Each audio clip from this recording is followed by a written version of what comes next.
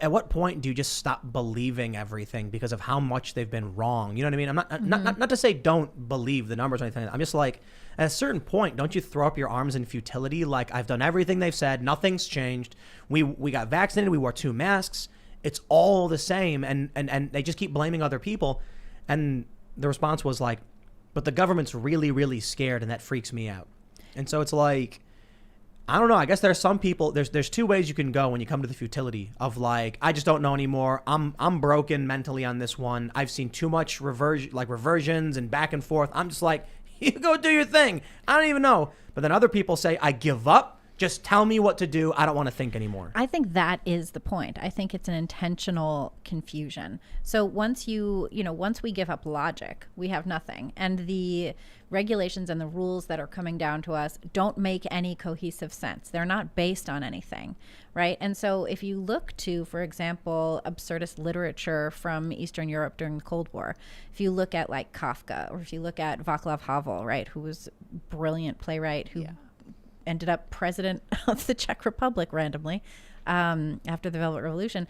But you can see in this literature where these writers have discovered, or they rather elucidate the way that communism worked in those nations, where it's like they tell you one thing and then they do something else. Like if you look at The Trial, right? Did you read Kafka's Trial? So I read this in high school, and I had to convince them to let me read it, but whatever.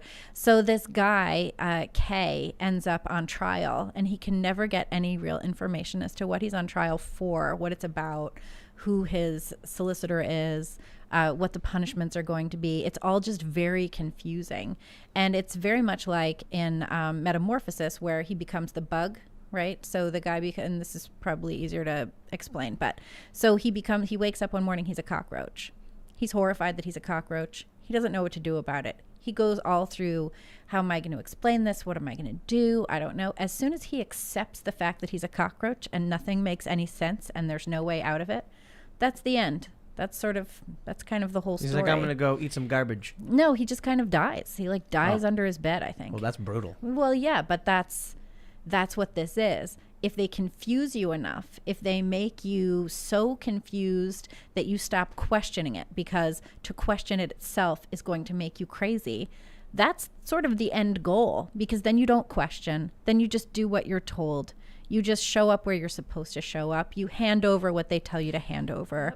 And in return, you get to have a drink on Smith Street in Brooklyn. Watch The Simpsons. Yeah, watch The Simpsons and jerk off, right? You get to do that too. I studied about They even gave everyone their OnlyFans back. Okay. I saw that. They're like, we can't take that away. It's distracting people. It's too much.